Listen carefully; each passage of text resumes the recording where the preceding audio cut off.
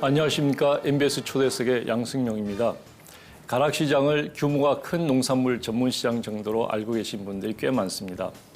그러나 농산물 가격을 결정하는 대한민국 대표 도매시장인 가락시장은 금년 초 배추나 감자 등 주요 채소 작물의 가격이 폭락할 때면 비난의 표적이 되어 왔고, 농민단체들이 시장 도매인제 도입 반대 성명을 내기도 하는 등 항상 농업 문제의 중심에 있습니다. 오늘 초대석에서는 농산물 도매시장의 역할과 현안은 무엇인지, 그리고 변화와 개혁의 바람이 거세게 불고 있는 지금 농산물 도매 유통을 효율화하는 방법은 없는지 함께 이야기 나눠보겠습니다.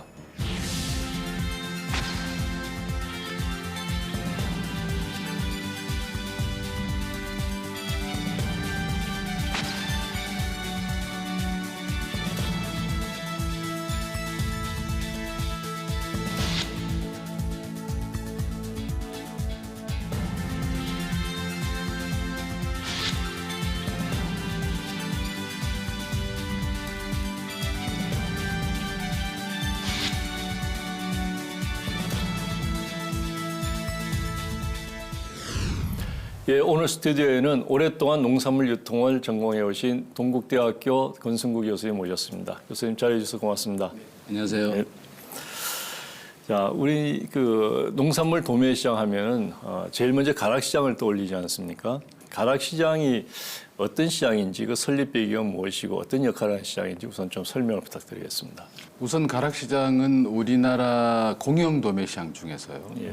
1985년도에 최초로 생긴 시장이고요. 그렇군요. 예. 전국에 있는 공영 도매시장 33개소 시장 중에서 35% 정도의 물량을 차지할 정도로 가장 큰 비중을 차지하고 있는 우리나라의 대표적인 시장이라고 볼 수 있습니다. 그렇군요. 예. 1945년도 이후에 우리나라가 일본의 제도를 모방을 해서 농산물 도매시장을 운영해 왔는데요.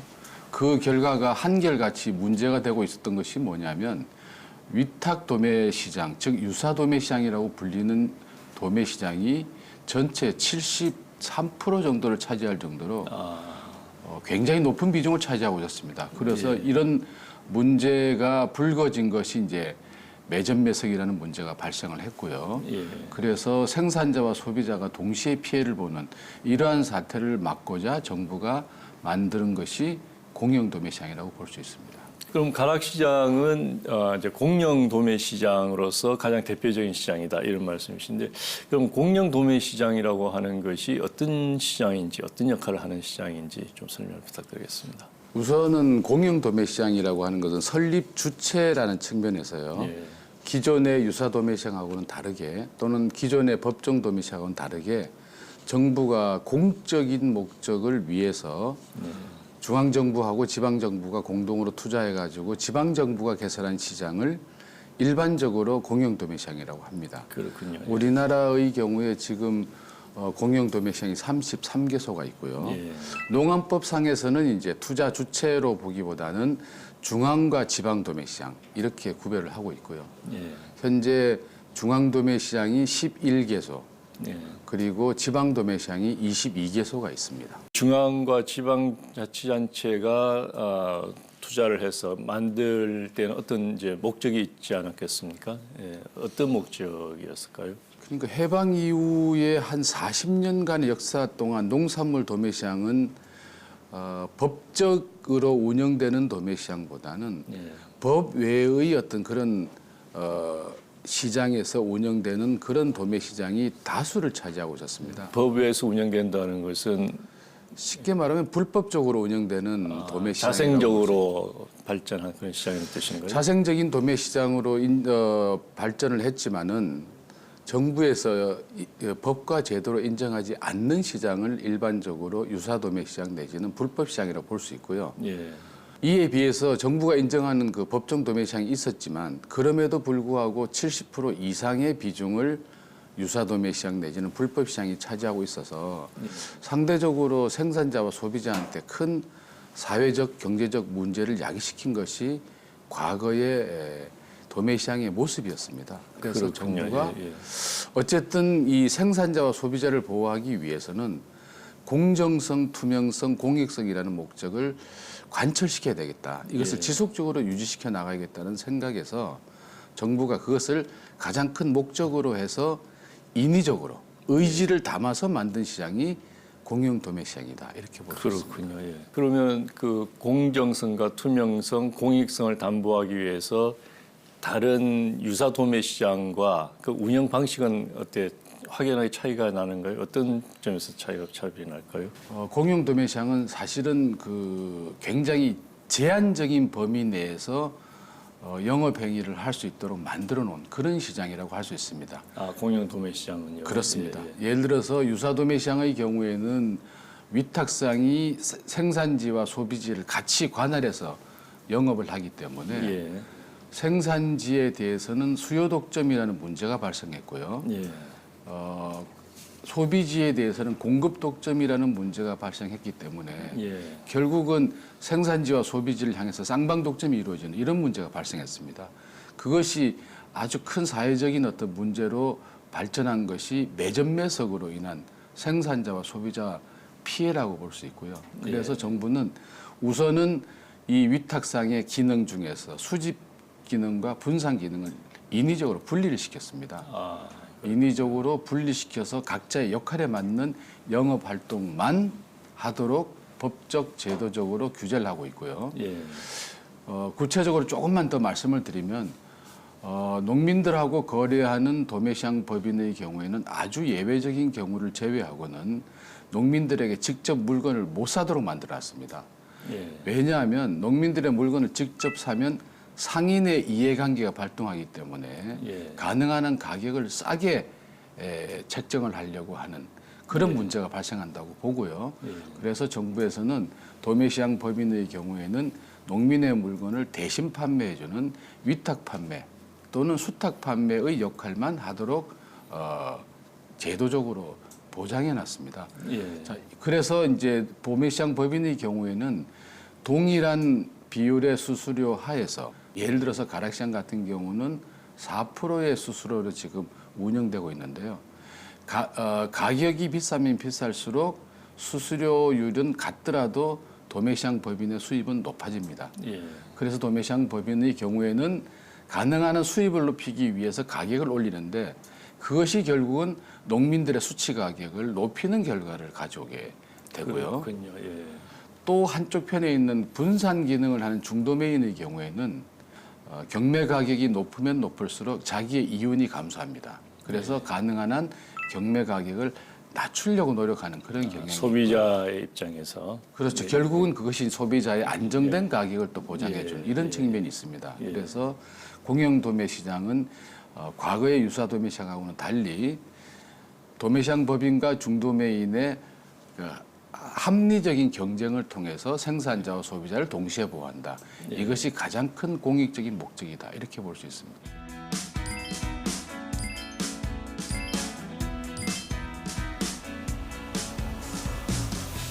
농산물 유통 환경이 굉장히 이제 복잡하지 않습니까? 유통 경로도 복잡하고 단계도 적지 않고 그 중에서 농산물 도매 시장의 그 역할, 특히 그 공익적 역할이라는 것이 그 생산자와 소비자의 입장에서 서로 합리적 경쟁을 통해서 적절한 가격을 정한다. 그것이 가장 중요한 공익적 기능인가요? 가장 큰 기능이라고 볼 수 있습니다. 예. 예를 들어서 공산품 같은 경우에는 생산자가 생산 비용에다가 이윤을 붙여가지고 가격을 자기가 생성해낼 수 있습니다. 예. 그것이 시장에 나오는 소비자 가격이거든요. 그렇죠. 그런데 농산물 같은 경우는 농민이 자기의 가격을 만들어내지 못합니다. 그렇죠. 전국에 있는 농민들이 물건이 도매시장에 모여서 도매시장에서 사후에 결정되는 가격이라는 성격을 띠고 있기 때문에 예. 그 가격 결정 과정에서 투명성, 공정성이라는 것이 상대적으로 중요할 수밖에 없는 그런 상황입니다. 그래서 농민들에게 과거와는 달리 투명하고 공정하게 가격을 결정해주는 방식이 뭔가 하는 것이 도매시장의 가장 중요한 기능 중에 하나고요. 예. 두 번째는 과거에 가격적인 피해를 봤던 농민들의 어떤 그런 문제점을 개선하기 위해서 도매시장 법인들로 하여금 가능한 한 높은 가격으로 판매가 될 수 있도록 대행 판매 기능을 하도록 하는 것이 아주 중요한 기능이라고 할 수 있습니다. 그렇군요. 예. 자, 우리 한국의 그런 도매 시장이 여러 그 좋은 공익적 역할을 하고 있었어요. 저는 이제 개인적으로 그 우리 도매 시장 운영 시스템을 외국에 수출할 수 있는 그런 좋은 그 어떤 운영 노하우 또는 시스템이 아닐까 이렇게도 생각을 하거든요. 실제로 가락 시장에는 외국에서 많은 그 견학하는 팀들도 있고 이렇게 한다는데 그에 대해서는 어떻게 보시는 거예요? 저는 그 우리나라의 그 도매시장 시스템은 아주 잘 만든 제도라고 생각을 합니다. 운영 과정상에서 문제는 그는 논외로 하더라도요. 그래서 가장 가까운 동남아시아 쪽으로 우리가 도매시장 그 시스템을 수출하는 것은 좀 어떨까? 또는 ODA 사업 같은 걸 통해서 이런 도매시장에 대한 지원 사업을 하는 것이 어떨까? 이런 생각을 하고 있습니다. 베트남 같은 경우는 굉장히 적극적입니다. 농식품부에서 한국과 같은 도매시장 시스템을 고려를 한 거로 제가 들었습니다. 근데 지금 현재는 주춤하고 있다고 제가 들었는데 아마 그 이유가 도매시장을 건설하는데 천문학적인 비용이 들어가기 때문에 그 비용 문제를 고려해서 지금 지연되고 있을 뿐이지 베트남 같은 경우도 관심을 많이 가지고 있고요. 전반적으로 동남아시아의 도매시장을 보면 과거에 우리나라의 어떤 그 위탁상 시절의 도매시장의 모습을 가지고 있기 때문에 동남아시아 국가들의 경제 성장과 더불어서 농민들의 인식 수준이 증가한다면 결국은 자기들의 권리를 확보하려고 하는 그런 움직임이 있을 것이고 거기에 대비해서 근대화된 도매시장 운영 시스템을 정착하려는 이런 노력이 앞으로 커질 것이다.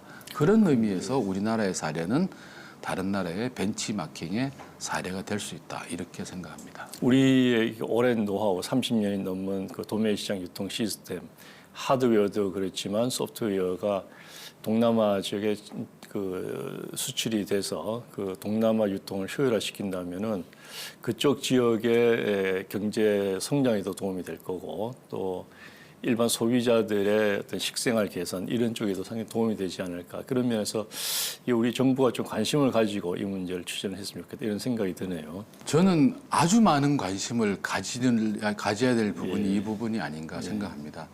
우리나라가 이 소프트웨어 부분에서 이 정도의 그 훌륭한 제도 그리고 지금까지 어느 정도의 어떤 성과를 보이고 있는 것이 많지가 않거든요. 소프트웨어라는 측면에서. 그런 의미에서 이런 좋은 제도를 수출을 한다면 한국의 위상도 달라질 것이고요. 그다음에 우리가 코이카 사업, ODA 사업 같은 것을 통해서 다양한 지원을 하고 있는데 이 도매시장에 대한 인프라를 지원해 준다면 결국은 다수의 그 나라 국민들의 이 생활 수준하고 복지 수준에도 결국은 큰 영향을 미칠 것이거든요. 그런 의미에서 저는 정부가 좀 적극적으로 이 문제에 대해서 임해 주셨으면 어떨까 이런 생각을 좀 가지고 있습니다. 예, 그렇군요.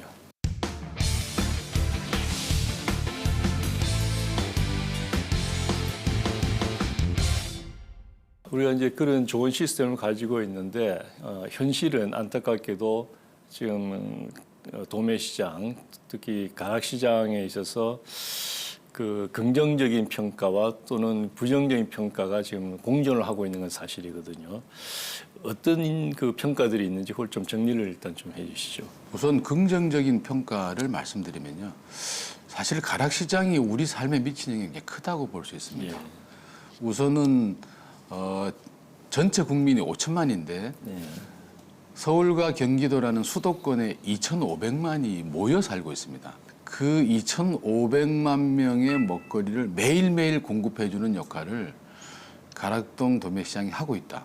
이런 것이 가장 큰 국민 생활에 미치는 긍정적인 측면이 아닌가 생각하고요. 두 번째는 가락시장이 농산물 가격의 기준 가격 역할 또는 중심 가격 역할을 함으로써 농산물 가격이 불투명하게 소비자들에게 생성돼서 소비자들 가격을 불안정화시키고 생산자들에게는 수치 가격을 떨어뜨리는 이런 어떤 역할을 맡고 안정되게 수급이 이루어지게 한다는 측면에서도 굉장히 중요한 역할을 하고 있다고 볼 수가 있습니다. 다만 이제 이런 다양한 가락시장이 가지고 있는 긍정적인 측면에도 불구하고 부정적인 측면도 여러 가지 나타나고 있습니다. 예. 꼭 가락시장의 문제라고 보기보다는요. 농산물의 특성이다 이렇게 볼 수 있는 것이 뭐냐면 가격 문제입니다. 소비자들이 이제 가장 불안해하시는 것이 가격이 너무 잦은 변동을 한다 이런 말씀을 많이 하시는데 전 세계적으로 농산물 가격이 이렇게 잦은 변동을 하는 것은 공통적인 현상이라는 걸 좀 이해를 하시면 좋겠습니다. 이거는 뭐 미국도 마찬가지고 유럽도 마찬가지고 어느 나라든 다 농산물 가격이 변동하고 있는데 그 이유는 농산물이 자연에 의존하는 생산을 하고 있고요. 또 생물이고 그리고 도매 시장이란 특정 장소에 나와서 그날 가격이 결정되는 쉽게 말하면 시세 가격이라고 볼 수 있습니다. 그래서 가격이 불안정할 수밖에 없는 구조를 가지고 있다. 당일의 수거 여건에 따라서. 그렇죠. 얼마나 수요가 늘어나면 그건 당연히 가격이 올라가는 거고 수요가 떨어지면 가격이 내려갈 수밖에 없는 거거든요. 이런 구조를 가지고 있기 때문에 농산물의 가격이 잦은 변동을 보인다는 것은 농업경제학 분야에서는 일반적인 이론 분야다 이렇게 볼 수 있고요. 그렇군요. 또 하나는 소비자들이 걱정하시는 부분이 이제 폭등의 부분입니다. 농민들은 뭐 폭락을 걱정하겠지만 소비자는 아무래도 폭등에 관심이 많은데 폭등이라는 어떤 그런 현상을 야기시키는 품목들은 대개 조미 채소류 중심이고 나머지 대부분의 농산물의 경우는 폭등하는 경우는 별로 없고요. 그리고 공산품하고 달리 농산품은 폭등이라고 볼 수 있을까라고 생각하는 부분도 있습니다. 예를 들어서 평년 가격이 10,000원인데 작년 가격이 5,000원으로 떨어졌고요. 그리고 다시 올해 그것이 8,000원 선으로 뛰었다면 일부 언론에서는 거의 3,000원이 뛰었기 때문에 폭등이라고 보는 경향이 있고요. 그래서 소비자들을 괜히 불안하게 만드는 요인도 없지 않다고 봅니다. 그러니까 이 농산물 가격이 이 시기에 따라 가지고 떨어질 수도 있는데 그렇죠. 평균 수준이 어느 정도인가를 고려하지 않고 가장 낮은 수준의 가격을 기준으로 하면 폭등이 될 수밖에 없습니다. 그렇지만은 농민들의 입장에서는 평소 자기들이 수취하는 가격도 제대로 확보하지 못하는 이런 문제도 발생할 수 있거든요. 그렇죠. 그래서 농산물 가격은 안정돼야 되고 또 안정되게 공급돼야 되고 또 생산자와 소비자의 어떤 이익을 위해서 봉사를 해야 되지만 농산물이 가지고 있는 생산과 유통상의 특징이라는 것을 감안할 때 일부의 경우에는 좀 오해가 있지 않나 그런 측면도 있습니다. 그런 것들은 가락동 시장의 문제라기보다는 전체 도매시장 또는 농산물 가격의 문제라고 볼 수 있고요. 또 하나의 문제로 이제 볼 수 있는 것이 가락동 도매시장의 이 소비지 시장에 대한 대응 능력이 좀 떨어진다 이런 지적이 많이 나오고 있습니다. 예를 들어서 1996년 유통시장 개방 이후에 소비지 시장의 변화의 모습이 일단은 대형 자본에 의한 대규모화 그리고 전문화, 다양화 그리고 온 오프라인을 넘나드는 아주 세분화된 어떤 그런 모습을 보여주고 있는데 비해서 여전히 가락동 도매시장은 그러한 소비지 시장의 변화에 대응을 하지 못하고 있고 그렇군요. 또는 적극적인 대응 노력도 부족하다. 이런 것들이 이제 문제가 아닌가라는 지적이 많습니다. 그렇군요. 우리 한국의 농산물 그 시장이 또는 그 가격이 외국에 비해서 어떻습니까? 그 특별히 뭐 등락폭이 심한가요? 어떻습니까? 우리나라가 특별히 외국보다 등락폭이 심하다고 생각하지는 않습니다. 근데 외국에서 그 문제가 상대적으로 적게 나타난 이유는 외국의 경우에는 정부가 농산물 가격에 그렇게 개입하지 않습니다. 소비자들도 그러다 보니까 가격이 오르면 좀 불편해하는 것은 있죠, 아무래도. 그렇지만은 그 우리처럼 그렇게 아주 심하게 반응을 피해 의식을 느낀다든지 뭐 문제가 있다고 생각한다든지 이런 것들은 우리보다 조금 작은 것 같습니다. 그 이제 그대로 내버려 두자, 시장에 맡겨두자 이런 경향이 좀 높은 것이 외국의 모습이 아닌가 이렇게 생각합니다. 이런 부분은 어떻습니까? 우리 한국의 그 도매시장 유통상인들이 뭐 폭리를 취한다, 뭐 담합을 한다 이런 비난도 있는데 거기에 대해서는 어떻게 보시는가요? 다만 문제가 불거진 것은 이제 그 수수료율 때문에 그렇습니다. 지금 가락시장 같은 경우에 이제 개장을 했을 때 수수료율이 6%였습니다. 예. 그리고 1995년도에 정부하고 가락시장 관리공사가 일방적으로 이제 1% 인하 지시를 내렸고요. 그래서 5%가 됐고, 그 다음에 98년도에 이제 또 1%가 내려져서 현재 4%가 됐습니다. 그런데 1%씩 내리게 된 그 배경에는 뭐냐면 이 생산자들의 어려움에 동참하자. 그런 의미에서 수수료 수입을 조금 1%씩 줄이자. 뭐 이런 취지였었거든요. 예. 그렇기 때문에 굳이 그 수수료를 내려서 생산자를 지원해 주겠다는데 예. 생산자하고 협상을 할 이유는 없는 거죠. 생산자가 내리겠다는데 반대할 것도 아니고요. 예. 그런 의미에서 이제 6%에서 5%, 4% 이렇게 지내왔는데 그 이후의 문제가 왜 똑같이 내렸을까? 그리고 왜 수수료 가지고 경쟁을 하지 않는가? 예. 이런 요인으로 가지고 담합 문제가 제기됐는데 예. 제가 생각하기에는 그게 문제가 안 될 게 불거진 것이 아닌가. 그렇군요. 예. 내려서 문제가 생겼으면 또는 생산자와 소비자한테 피해를 입혔으면 문제가 되는데 예. 오히려 생산자와 소비자를 위해서 수수료를 내리고 수입을 줄이겠다고 하는 건데 예. 그것이 과연 담합이라는 어떤 그 측면에 해당될까라는 생각이 좀 들고요. 그 다음에 그 시장 내에서 과거에 비해서는 폭리를 취하는 그런 일은 거의 없다고 보시면 됩니다. 지금 그렇군요. 예. 정부에서도 법이나 제도, 뭐 농안법과 같은 어떤 법을 통해서 관리를 하고 있고요. 예.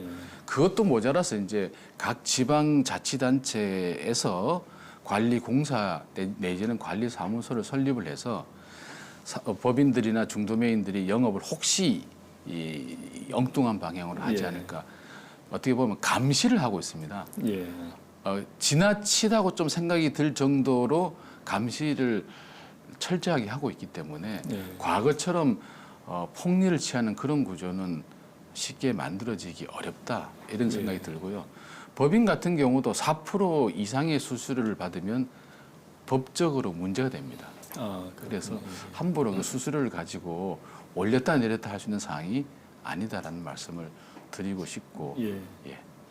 그 이제 수수료는 우리가 뭐 예를 들어서 이제 카드 수수료, 카드를 이제 신용카드를 쓰게 되면 이제 그 업자들이 이제 수수료를 내지 않습니까? 금융회사에다가 그런 것과 비교를 하면은 가락시장의 4%가 뭐 굉장히 높다 이렇게 볼 수는 뭐 보기 어렵다고 하더라도 생산자들 입장에서 보면 출하자들 입장에서 보면은 제가 이야기로는 가락시장에 운영되는 모든 비용이 출하 수수료로서 충당이 된다 이렇게 보거든요. 그렇습니다. 그 외에는 그러니까 생산자가 출하할 때 내는 수수료를 가지고 다 운영이 되지 다른 누가 비용을 지불하는 것이 없기 때문에 그런 측면에서 본다면은 출하자 입장에서는 그것이 좀 더 낮춰주면 좋겠다 이렇게 생각하고 하는 것이 뭐 당연하다고 보고요. 더 낮출 수 있는 여지는 없겠습니까? 더 낮출 수 있는 여지는 없을 것 같습니다. 왜냐하면 지금 현재 4% 수수료를 분해를 해서 보면요. 예. 농민들에게 출하를 해서 고맙다고 장려금을 또 4% 안에서 지급을 합니다. 예. 그다음에 중도매인들도 물건을 잘 팔아가지고 이 농민들이 맡긴 물건이 원활하게 잘 분산되도록 했기 때문에 예. 또 그것도 뭐 잘했다고 또 이 완납 장려금을 주고요. 그다음에 서울시 관리공사에 0.55%의 그 사용료를 또 지불합니다. 예. 그리고 그 외에 이제 산지에 대한 서비스 비용 이런 것들이 들어가는데 4% 중에서 실제로 도매시장 법인들이 수수료로 하는 것은 2.3% 정도 되고요. 예. 나머지는 다시 환원되는 방식으로 생산자와 중도민한테 가고 있습니다. 그래서 일반적으로 생산자들이 수수료가 높다 이런 생각은 문제 제기는 좀 덜하는 것 같고요. 예. 오히려 가격이 지나치게 떨어졌을 때 그 문제를 어떻게 할까 이런 것들에 대한 어떤 불만이 좀 있고요. 그다음에 아무래도 경매 가격이다 보니까 이 매일매일 불규칙하게 움직이는 가격 때문에 농민도 하나의 그 소비자인데 예. 어쨌든 규칙적인 소비가 되지 않는다. 이 수입이 좀 들쑥날쑥한 이런 구조가 좀 불안하다. 이런 얘기를 그렇죠. 좀 많이 예, 하시고 그다음에 그 조미 채소 하시는 분들은 가격이 폭락할까봐 그래서 경매를 하고 나면 남는 게 없다.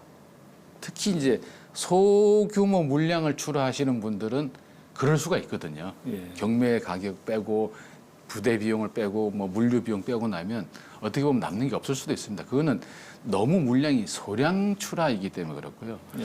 대규모 출하한 경우는 그런 건 좀 없는 거로 알고 있습니다. 다만 그럼에도 불구하고 생산자 입장에서는 가격이 지나치게 출렁거리는 것은 좀 바람직하지 않다고 보는 그런 경향이 높지 예.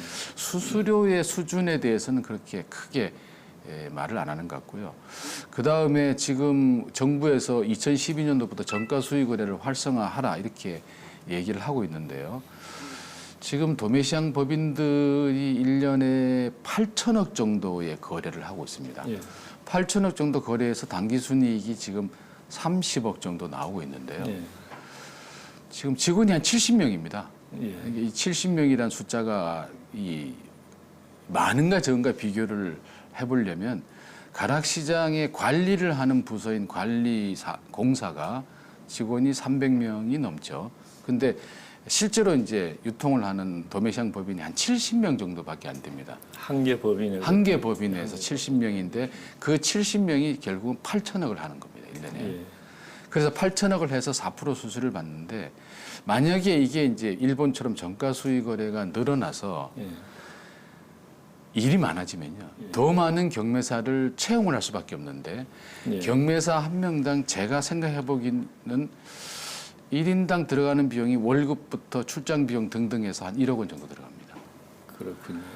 일본처럼 300명 정도 경매사를 채용을 하면 도매시장 법인들 모두 다 파산이고요. 예. 예.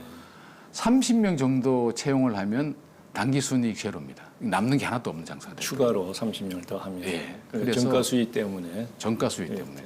그래서 70명을 가지고 현재 8천억 규모로 할 수 있는 것은 그만큼 경매가 저비용 고효율 시스템이라는 것을 저는 반증하고 있다고 생각이 듭니다. 일반 그 시청자들은 정가 수익이라는 것을 잘 이해를 못하실 것 같거든요. 간단하게 경매 제도하고 정가 수익 제도를 좀 소개를 설명해 주시죠. 지금 가락시장에서 시행되고 있는 제도는 크게 봤을 때 경매와 정가 수익의 두 가지 제도입니다. 경매 제도는 농민들이 물건을 도매시장 법인에게 상장을 시키면 도매시장 법인이 경매사를 통해서 다수의 농민 중도매인들에게 공개된 장소에서 농산물을 판매하는 그런 방식을 경매 제도라고 하고요. 정가 수익 거래 제도라는 것은 도매시장 법인이 농민들의 판매 의사 내지는 가격 수준하고 중도매인의 구매 의사와 가격 수준을 중간에서 적절하게 조절해서 가격을 만들어내고 판매를 하는 그런 방식을 정가 수익 거래다 이렇게 얘기할 수가 있습니다. 예, 그러면 정부가 왜 정가 수익 거래를 그렇게 독려하고 확대를 시키려고 하는 것이죠? 정부가 정가 수익 거래를 2012년도부터 이제 농안법에 도입을 하고요. 그 이후에 계속 어떻게 보면은 일정한 비율을 주면서까지 활성화시키려고 노력했던 첫 번째 이유는요. 소비지 시장의 급속한 변화라고 저는 보고 있습니다.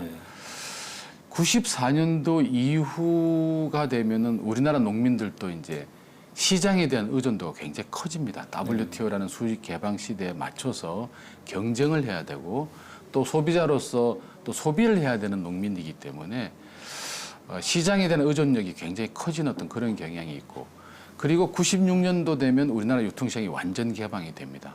그래서 그러한 어떤 그 영향이 우리가 월맛이라는 어떤 그런 사례에서 우리가 처음 목도를 했고요.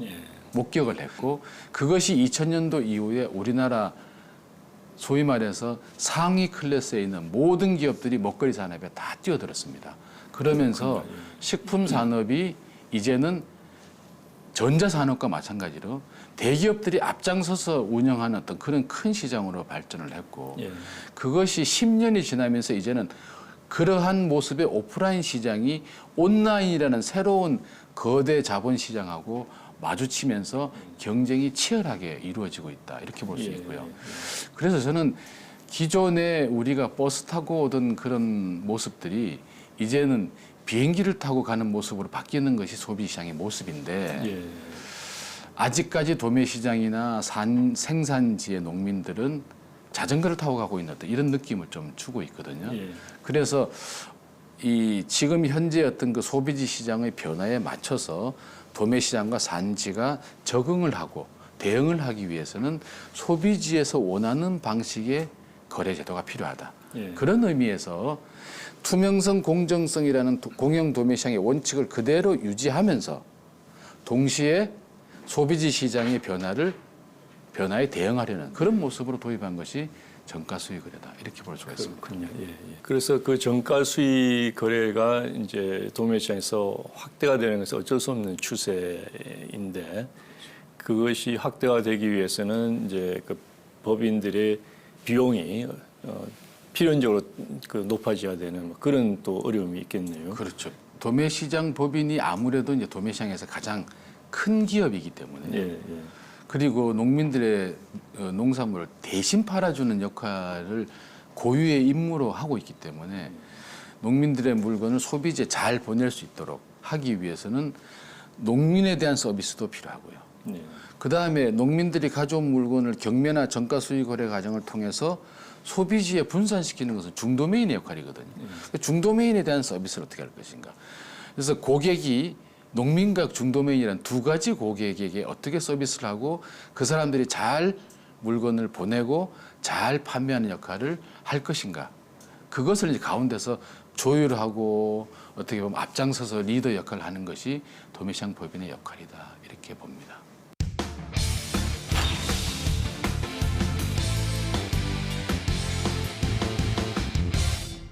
지금 가락시장이 이제 35년 뭐 정도 돼서 시설도 그렇고 또 그 시설 안에 담겨져 있는 이제 운영 방식이 그 지금 변화하는 유통 환경, 소비 환경을 따라가지 못하기 때문에 그에 맞춰서 이제 현대화 사업이 진행이 되고 있는데요. 네. 이 시설 현대화 사업이 그 시장 도매인제라고 하는 거래 제도 때문에 차질을 빚고 있다 이런 이제 보도들이 나오거든요. 그리고 한쪽에서는 시장 도매인제가 어쩔 수 없는 대안이다 이렇게 얘기하기도 하고 또 농민 단체에서는 그 시장 도매인제에 대한 반대되는 그런 목소리도 굉장히 높습니다. 이 시장 도매인제가 어떤 것이고 그것을 어떻게 우리가 바라봐야 되는지 좀 설명 부탁드리겠습니다. 시장 도매인제를 하시는 분들이 뭐 개인적으로 문제가 있다는 얘기는 일단은 뭐 저는 하고 싶지는 않습니다. 어쨌든 모든 사람들이 자기가 처한 위치에서 자기 역할을 하다 보면 그것이 자기의 이해관계 중심으로 나갈 수가 있거든요. 예를 들어서 유통교과서에 보면은 개인이나 소수의 이해관계가 정부의 정책하고 같을 수가 없다는 얘기가 나옵니다. 정부는 우리 농산물 같은 경우 공정성, 공익성이 어쨌든 가장 큰 목표고요. 이것을 유지하는 선에서 시장의 변화를 다양화시키려고 하는 것이 정부의 정책 목표가 될 수밖에 없고요. 그 안에서 영업을 하시는 분들은 영업 과정을 통해서 돈을 많이 버는 것이 자신의 목적입니다. 어쨌든 그런 것들이 법과 제도 하에서 적절하게 좀 이루어지도록 하는 것이 이제 필요한데요. 시장 도매인제 같은 경우는 그러한 적절하게 이루어지는 방식이 아닌 방향으로 흘러갈 가능성이 크다. 네. 그런 측면에서 문제를 지적하고 있습니다. 예를 들어서 시장 도매인제가 제일 처음에 이제 얘기를 했던 것이 서구에는 다 도매상 제도를 하고 있고 우리처럼 경매가 아니고 시장 도매인, 뭐 도매시장 법인인, 중도매인 이렇게 나눠져 있지 않고 도매상을 중심으로 해서 도매시장이 이루어지고 있다. 이런 얘기를 하면서 우리도 선진국의 사례를 앞으로 이제 따라가야 될 것이고 그런 의미에서 시장 도매인제를 이제 만들자 이런 취지로 이제 얘기를 했습니다. 근데 우리가 서구의 도매상하고요, 우리나라의 시장 도매인제 법인은 완전히 다릅니다. 예. 서구의 도매상은 분산만 합니다. 우리나라 도매시장 법인처럼 수집 기능을 하는 것은 농협이 하고 있습니다. 예. 농협이 수집 기능을 하고 도매시장 안에 있는 도매상은 분산 기능만 하는 것이고요. 농협 직원들은 수직 기능을 하면서 농민들로부터 수수료 받는 것은 우리나라하고 똑같습니다. 예. 그러니까 적어도 수수료 받고 분산하고 하는 것을 누가 하느냐 여기에 차이가 있을 뿐이지 사실은 그 모든 기능은 다를 바가 하나도 없는데 그것을 꼭 다른 것처럼 일단 해석을 했다는 게 저는 문제가 있다고 보고요. 그래서 우리나라 시장 도매인제는 서구처럼 수직과 이 분산이 나눠져서 생산자와 소비자를 적절하게 보호하는 이런 시스템이 아니고 예. 시장 도매인제가 수집도 하고 분산도 합니다. 그렇군요. 이거는 시장의 원리에 잘못 맡겨두면요. 어떤 방향으로 흘러갈 가능성이 크냐 하면 수요 독점, 공급 독점이 될 가능성. 예. 쉽게 말하면 과거의 위탁상이 가지고 있던 그런 문제점이 나타날 가능성이 매우 농후하기 때문에 그런 방식의 어떤 제도는 문제가 있다라고 그렇군요. 예. 대다수의 연구자들 그리고 농산물 유통을 전문적으로 다루고 있는 한국식품유통학회 이런 데서 거의 대부분의 뭐 100%라고는 얘기할 수는 없지만요. 대부분의 학자가 반대했음에도 불구하고 도입됐다는 게 좀 문제의 출발점이 아닌가 이렇게 생각이 들고요. 그렇군요. 그런 것이 결국은 시설 연대 사업은 굉장히 중요하지 않습니까? 물류 개선이라는 측면에서 굉장히 중요하고 반드시 필요한 어떤 그런 시설인데 그것이 시장 도매인제를 도입을 해야 되냐 말아야 되냐 이 문제 때문에 지금 엄청나게 지연되고 있는 그런 문제가 발생을 하고 있습니다. 그런 의미에서는 시장 도매인제에 대한 어떤 올바른 이해가 저는 필요하다고 보고요. 예. 20년 동안 진행된 이런 소모성 논쟁은 좀 이제 지양할 때가 안 됐나 뭐 이렇게 생각합니다. 개인적인 생각입니다. 시장 도매인제가 과거의 위탁상 제도와 다를 바가 없다.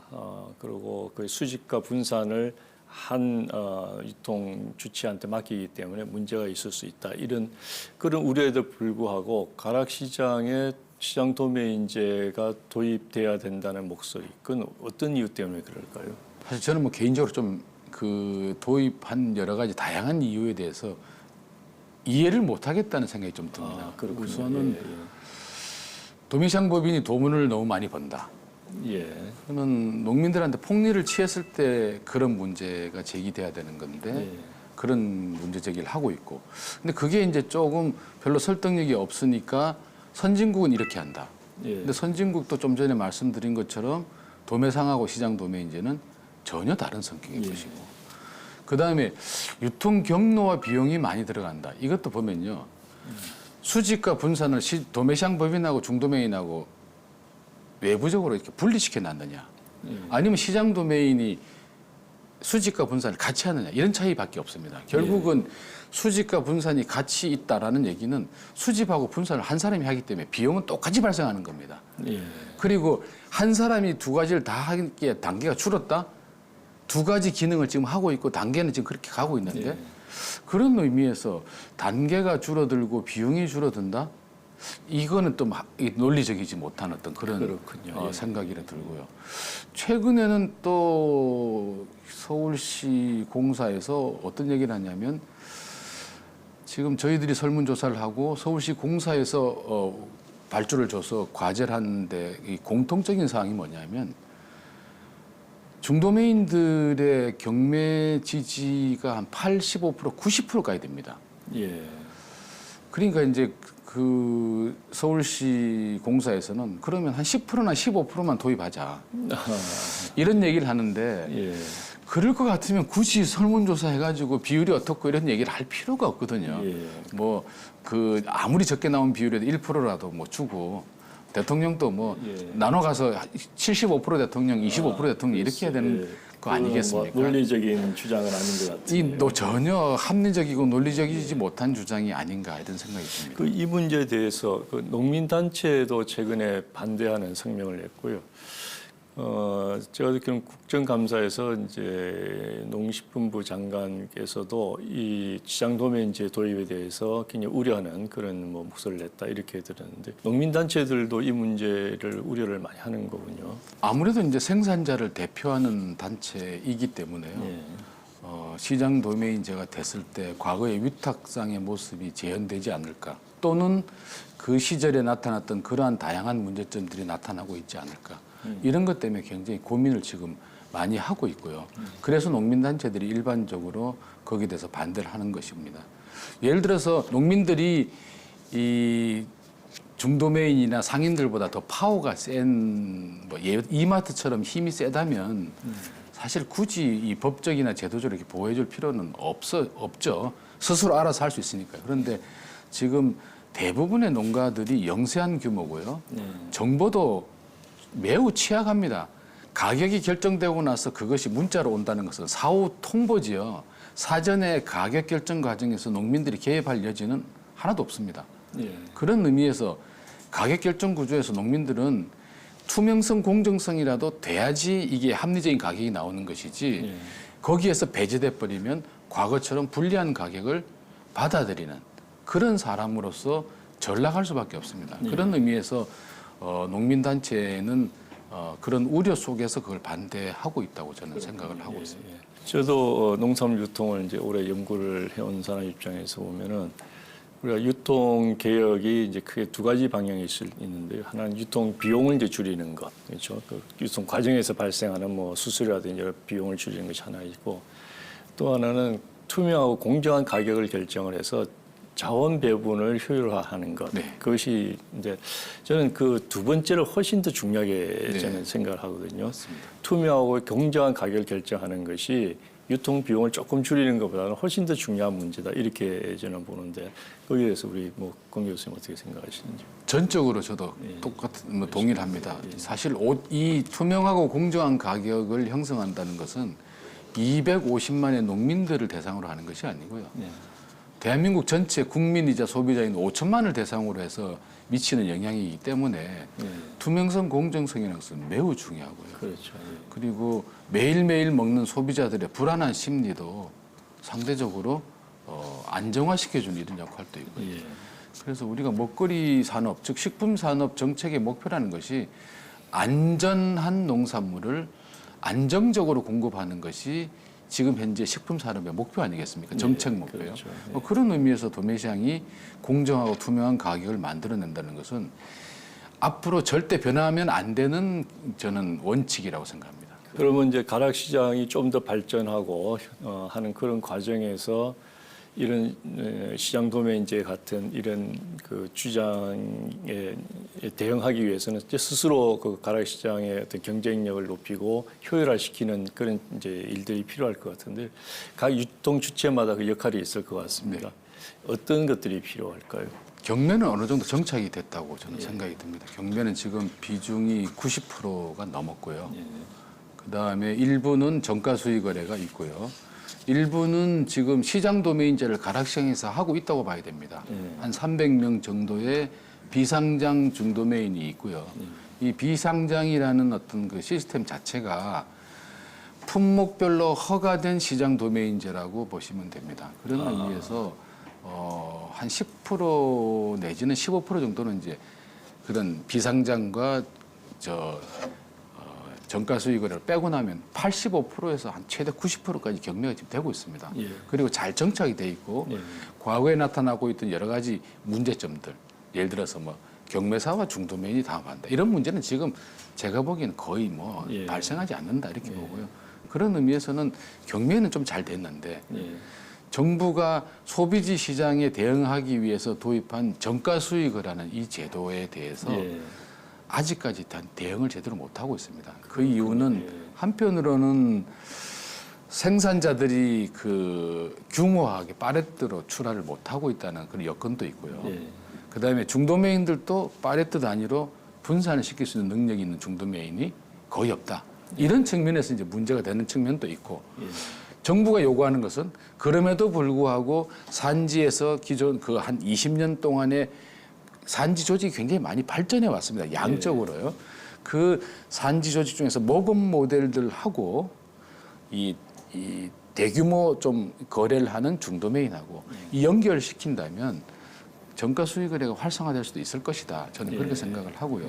네, 그래서 도매시장 법인이 중도매인의 능력별로 정가 수익을 어떻게 활성화시켜 나갈 것인가라는 적극적인 노력이 좀 도매시장 법인에게 가장 크게 요구되는 그런 부분이라고 할 수 있고요. 또 하나는 이제 소비지 시장이 워낙 이제 전문화된 어떤 그런 그룹으로 지금 나가고 있기 때문에 거기에 대응하기 위해서는 도매시장 법인들도 훌륭한 인재, 훌륭한 경매사, 능력 있는 경매사를 많이 채용한다기보다는 길러내려는 노력이 필요하다. 저는 그 생각이 들고요. 그다음에 소비지 시장하고 접해 있는 것이 중도메인입니다. 소비지와 직접적인 거래가 이루어지고 있는 것이 중도메인이기 때문에 소비지 시장이 규모화, 다양화, 전문화로 바뀌었으면 중도메인들도 규모화, 다양화, 전문화 해야지 소비지 시장에 대응해 나갈 수 있는 능력이 생긴다. 그런 것들이 지금 거의 이루어지지 않고 있기 때문에 앞으로 격차가 더 크게 벌어질 수도 있다.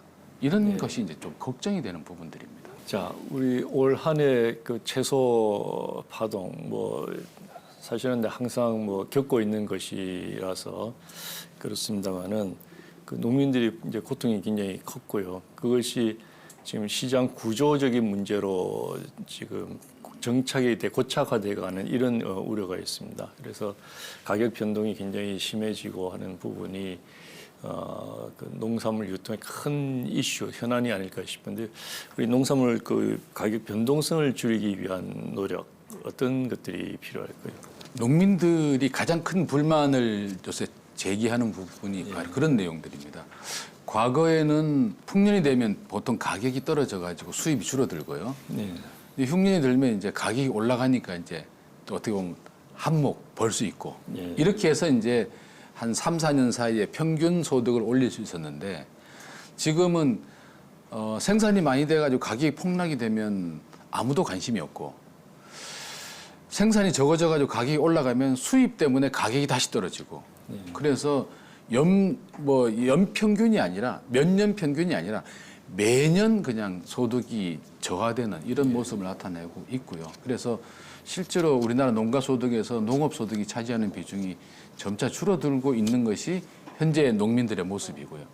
그래서 어쨌든 이 농산물 가격은 상대적으로 안정화시켜주는 것이 이 농민들에게 유리할 수밖에 없지만요. 현실적으로 그것을 이 정부나 어떤 법이나 제도가 인위적으로 관리하기는 굉장히 어려운 문제라고 일단 말씀을 드리면서 몇 가지 말씀을 드리면 우선은 우리나라에서 가장 취약한 것이 농민들의 자생적인 조직입니다. 소위 말해서 산지 조직이 너무 취약한데요. 유럽이나 미국처럼 산지 조직이 잘 발달돼서 과잉이 됐을 때 대처할 수 있는 능력을 산지에서 자체적으로 해나간다면 어느 정도 그것은 좀 경감시킬 수 있지 않을까. 없앤다는 것은 이제 힘들다고 생각이 들고요. 경감시킬 수 있지 않을까 이런 생각이 들고요.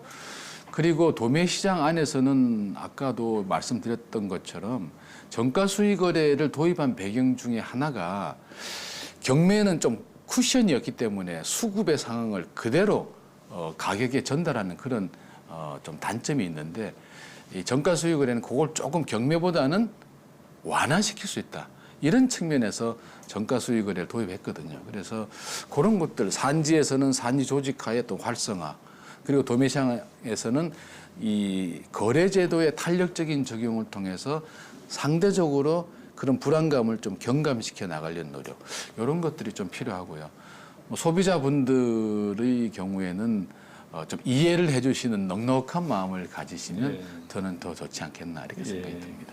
마지막으로 우리 그 농산물 도매 시장의 효율화 또는 합리화를 위해서 그 우리 그 정부 농정 당국 그리고 농업인들에게 하시고 싶은 말씀이 있으면 이 기회를 빌어서 한 말씀해 주시죠. 우선 정부에 가장 부탁드리고 싶은 말씀은 정부가 만든 시스템이고 정부가 주도적으로 자금을 투여해서 만든 것이 공영 도매 시장이고 그리고 저는 그 시스템 자체가 굉장히 성공한 것이라고 생각이 듭니다. 그런 의미에서 원래의 취지대로 투명성, 공정성이라는 이 원칙을 가져가면서 시장을 어떻게 시켜 나갈 것인가 이런 쪽으로 좀 고민을 좀 많이 해주셨으면 좋겠다. 그것이 결국은 생산자와 소비자에 대한 가장 큰 서비스가 되지 않겠느냐 이렇게 생각을 하고요. 생산자, 소비자분들께 또 말씀드리고 싶은 것은 어쨌든 도매 시장에서 긍정적인 측면도 있고 부정적인 측면도 있습니다. 그래서 부정적인 측면은 분명히 고쳐야 되고요. 또 그거는 또 연구자들이 그런 문제점들에 대해서 또 지적을 하고 개선 방안을 제시를 할 것입니다만은 어쨌든 도매 시장이 가지고 있는 긍정적인 순기능도 매우 많다. 그런 측면을 좀 지켜봐 주시고 좀 긍정적인 질타를 해주시면 도매 시장의 발전에 더 큰 기여를 하지 않을까 이렇게 생각을 합니다. 그렇군요. 자, 오늘 그동안에 그 연구하셨던 또는 많은 아마 고민을 하셨을 것 같은데 농산물 유통, 특히 도매시장 유통에 대한 고견 잘 들었습니다. 이렇게 나오셔서 고맙습니다. 고맙습니다. 적지 않은 사람들이 농산물 가격의 변동이 높은 것은 도매시장의 경매제 때문이라고 주장합니다. 그러나 가격 변동이 심한 것은 기본적으로 농산물의 생산, 소비, 상품적 특성에 기인한 부분이 큰데요. 우리 농산물 유통의 중심축인 도매시장의 개혁은 반드시 이루어져야 하며 유통 효율화를 위한 과제가 산적해 있습니다. 그러나 변화와 개혁의 성과는 문제의 본질을 제대로 이해하고 그에 맞는 해법을 모색할 때 가능할 것입니다. 함께해 주신 여러분 고맙습니다.